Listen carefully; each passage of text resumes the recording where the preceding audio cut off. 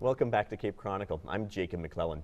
It's getting colder, but that doesn't mean there are fewer things to do in Cape Girardeau. I'm joined now by Cape Girardau's Parks and Recreation Director, Julia Thompson. Julia, welcome back and welcome to the new studio. Hey, this is beautiful. Jacob, thanks for having me. Well, first thing I'd like to talk with you about is a new grant from the Missouri Department of Conservation. It's called For the Love of Trees. What exactly does this grant do? Well, we were really fortunate. We applied for this grant last spring, and they give this grant every year. It's a maximum of $10,000, and it's to help not only improve your tree inventory and canopy within your city, but to provide for public education about trees and the benefits of trees. And we were lucky enough to get it, the full $10,000. So will there be any workshops or anything like that coming up? Yeah.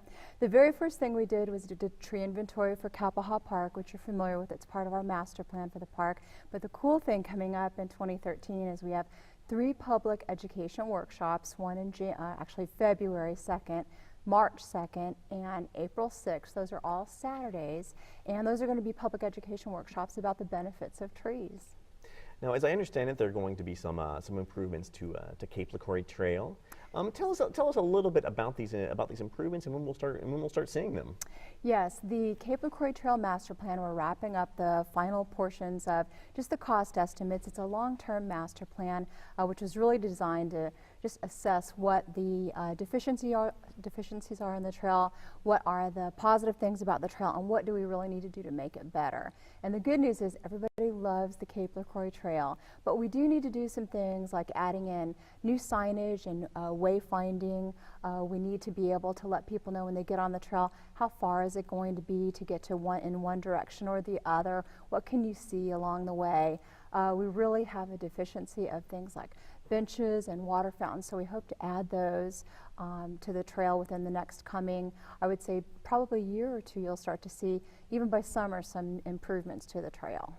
Now, I guess one of the big ticket items with this improvement though is widening the trail. Yes. Because this is it's a multimodal trail that's used by walkers, by bikers, by little kids and guys going really fast on bikes at the same time. Yes, and that's why it's so popular, is that everybody can get on it, from grandmothers taking their grandchildren, strolling, all the way to people that are training for events. And so that creates a lot of conflict when the trail is small. It's only 8 feet wide, and most multi-purpose asphalt trails or hard surface trails are 12 feet wide.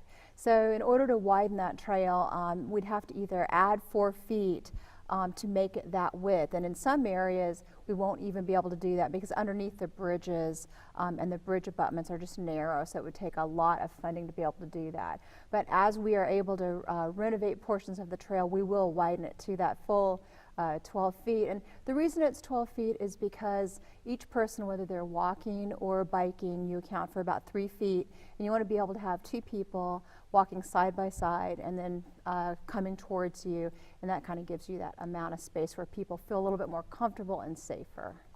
Now, it's getting colder, obviously. A lot of folks may not be quite as interested or quite as inclined to go out onto the Cape LaCroix Trail or to some of the parks when it gets chilly. What are some other options for recreation in Cape Girardeau when it gets cold? Well, last year I don't think it really stopped anybody because we just had such a warm winter. Yeah. This year they say it might be a little bit chillier, but we have some really dedicated fitness folks. But for those of you that don't want to brave the cold, a lot of our indoor activities really kick up. We have boys and girls basketball programs and leagues. We've got volleyball tournaments coming up. Our ever popular Osage garage sale, our winter garage sale, will be coming up in January. And then Cardinal Caravan is just right around the corner, and that's an indoor event, of course, that attracts a lot of people that are getting ready for the spring and baseball season. So how can the Parks and Recreation Department help folks out with their New Year's resolutions? Particularly that New Year's resolution to exercise and get in better shape. I think it's one of those things that we all wish we had more time and could make more dedication and be disciplined to. But with our department, there's really no excuse because we've got an activity or a program for you.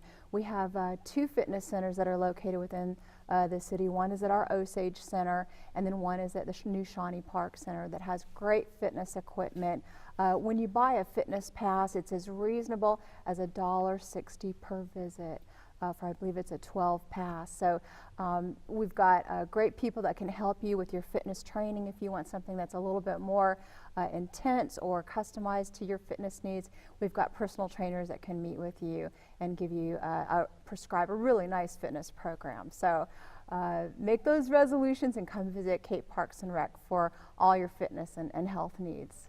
Now, what if you know folks that are always talking about they need to get in better shape, they need to start, you know, working out some more? Do you have any good gifts for them that that you might be able to help them out with? I thought you'd never ask.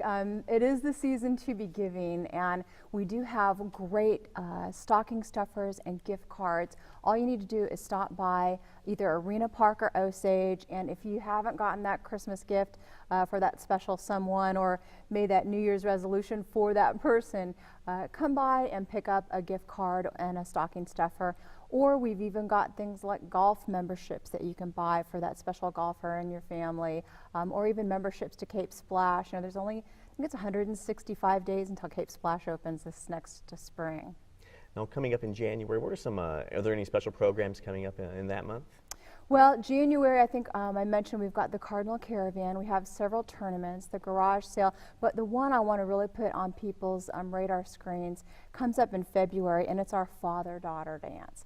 And the reason I bring it up is last year we grew the event to over 800 fathers and daughters, and so we'd really like to make sure that those folks know that get your tickets early for the father-daughter dance in February. Julia Thompson is Cape Girardeau's Parks and Recreation Director. Julia, thank you so much for coming by. It's been a pleasure. Thanks, Jacob. And thank you for joining us today for Cape Chronicle. The program is a collaboration between the Department of Mass Media at Southeast Missouri State University, the City of Cape Girardeau, and KRCU, the public radio station for Southeast Missouri. Our executive producer is Jim Dufek. I'm Jacob McClelland. Thanks for watching.